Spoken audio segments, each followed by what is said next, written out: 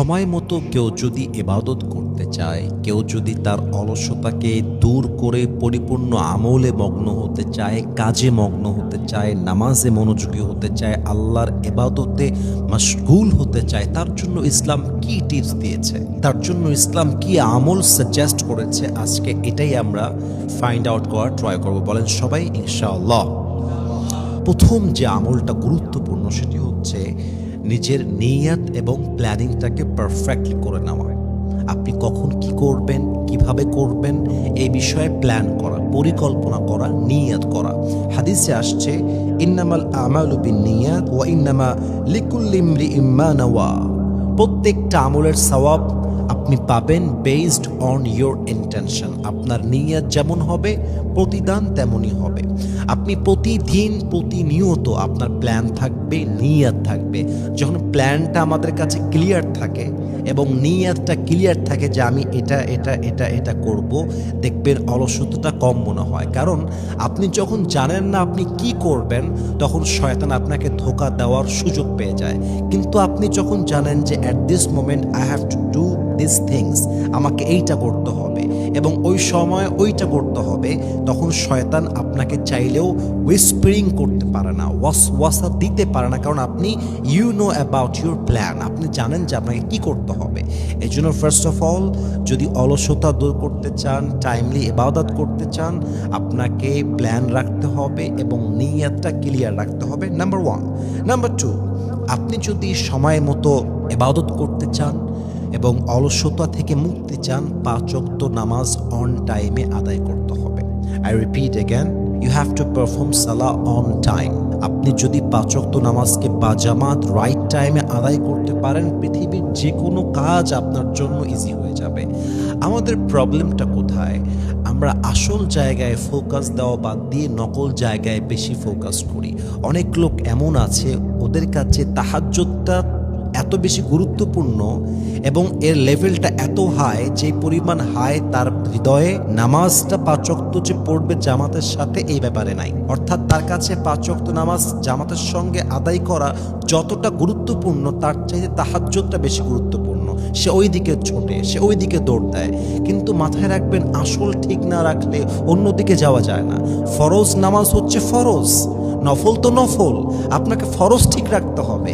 আপনি যদি 5 ওয়াক্ত নামাজ বা জামাত আদায় করতে পারেন, আপনি আপনার নিজের কাজ করতে পারবেন, নফল পড়তে পারবেন, সুন্নত পড়তে পারবেন, তাহাজ্জুদ পড়তে পারবেন, কোরআন তেলাওয়াত করতে পারবেন। আসল যখন স্ট্রং হবে, তখন যে কোনো কাজ করা সহজ হবে। অতএব একজন নারীর উচিত হবে প্রত্যেক দিন 5 ওয়াক্ত নামাজ, ইন্নাস সালাতা কানাত আলাল মুমিনিনা কিতাবাম মাওকুতা, নির্দিষ্ট সময়ে নামাজটাকে ফরজ করা হয়েছে অন রাইট টাইম। এবং আপনাকে অবশ্যই চেষ্টা করতে হবে যে ওয়াক্তে শুরু হবে সেই ওয়াক্তে আদায় করে নেওয়া, লেট না করা। এই কাজটা যদি আপনি করতে পারেন, দেখবেন যে কোনো কাজে এবং যে কোনো ইবাদতে আপনাকে মনোযোগ দিবে একজন। বলেন সবাই, তিনি কে?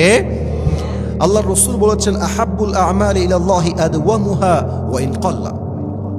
আল্লাহর কাছে সবচেয়ে প্রিয় আমল হচ্ছে সেই আমল যেটা সংখ্যায় কম হতে পারে, কিন্তু সেটা অলওয়েজ হয়, সদা সর্বদা হয়, কন্টিনিউ করা হয়। আপনি 1 সপ্তাহ পরে একদিন অনেকগুলো আমল করলেন আর 1 মাস কোনো খবর নাই, ওই আমলের দাম আল্লাহর কাছে বেশি নেই। ওই আমলের দাম আল্লাহর কাছে সবচেয়ে বেশি, যা কম হতে পারে কিন্তু সদা সর্বদা করা হয়। এজন্য আমরা প্রত্যেক দিন চেষ্টা করব 5 ওয়াক্ত নামাজ বা জামাত রাইট টাইমে অন টাইমে আদায় করা। বলেন সবাই ইনশাআল্লাহ। 3 number, you have to avoid wasting time. সময় নষ্ট হচ্ছে আপনার সমস্ত নষ্টামির মূল। আপনি যখন ঘন্টার পরে ঘন্টা সময় নষ্ট করবেন, ওখান থেকে ওভারকাম করে আরেক জায়গায় অ্যাক্টিভ হওয়াটা খুবই খুবই মুশকিল। এটা আমি আমার পার্সোনাল লাইফে ফিল করেছি। কিন্তু আপনি যখন একটা পুরো ডেইলি অ্যাক্টিভিটিস ফলো করবেন, যে আমাকে 2টার সময় এইটা করতে হবে, 4টার সময় এটা করতে হবে, মাগরিব পরে এইটা করতে হবে, এই যে আপনার সময়ের গুরুত্ব আপনার কাছে আছে, আপনি সময়টা কাজে লাগাচ্ছেন, শয়তান চাইলেও আপনাকে অলস করতে পারবে না, লেজি করতে পারবে না। দ্যাটস ওয়াই আমাদের ট্রাই করতে হবে যে আমাদের যে ভ্যালুয়েবল টাইমস আল্লাহ দিয়েছেন আমাদের হায়াতের ভেতরে, প্রত্যেকটা সময়কে আমরা কাজে লাগাবো। রাজি আছেন তো সবাই ইনশাআল্লাহ? 3 নাম্বার, আপনারা টাইম ওয়েস্ট করতে পারবেন না, আমরা টাইম ওয়েস্ট করতে পারবো না। 4 নাম্বার হচ্ছে, যদি আপনি ইবাদতে মনোযোগ চান এবং অলসতা দূর করতে চান, আপনাকে তাহাজ্জুদে উঠতে হবে, আপনাকে ফজরের ওয়াক্তে উঠতে হবে। যারা 11টার সময় ওঠে, 12টার সময় ওঠে, নামাজে মনোযোগ নেই, ফজরের কোনো খবর নেই, আমাদের মতো যারা আছেন, যারা অনেক সময় আমরা রাত জাগতে হয় এবং দেখা যাচ্ছে যে আমরা ফজর পর না ঘুমাইলে আমাদের জীবনের মানে অবস্থা খুবই খারাপ হয়ে যায়, দেখবেন যে বেশিরভাগ ক্ষেত্রে আমরা দিনের বরকতটা খুঁজে পাই না।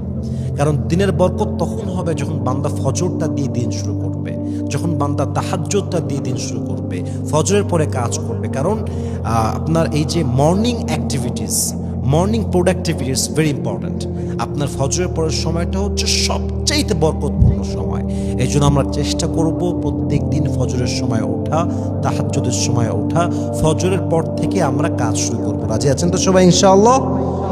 এবং আল্লাহ রসুল বলেছেন, আল্লাহ তাআলা রমজান মাস হোক কিংবা যে কোনো মাস হোক, ফজরের যে ওয়াক্তটা ভোরবেলা, এই সময়ে সবচেয়ে বেশি বরকত দিয়েছেন এবং এটা এমন একটা সময় যে সময় রিজিকের বন্টন হয়। এই জন্য আমরা ট্রাই করবো প্রত্যেক দিন তাহাজ্জুদের সময় ওঠা, ফজরের নামাজের সময় ওঠা, ভোরে ভোরে ওঠা। সর্বশেষ আমল বলতে চাই, জিকির করা, আল্লাহকে স্মরণ করা, সুবহানাল্লাহ, আলহামদুলিল্লাহ, লা ইলাহা ইল্লাল্লাহ, আল্লাহু আকবার, যত আমল আছে, যত জিকির আছে আপনি পাঠ করবেন।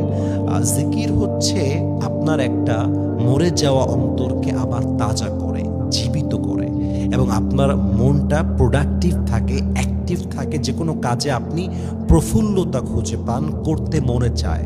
আর যখন জিকির নাই, নামাজ নাই, ইবাদত নাই, মনটা মরে যায় এবং মনটা যখন মরে যায়, আত্মা যখন মরে যায়, বান্দা কোনো কাজে তার গুরুত্ব খুঁজে পায় না, অলসতা কাজ করে, লেজিনেস কাজ করে।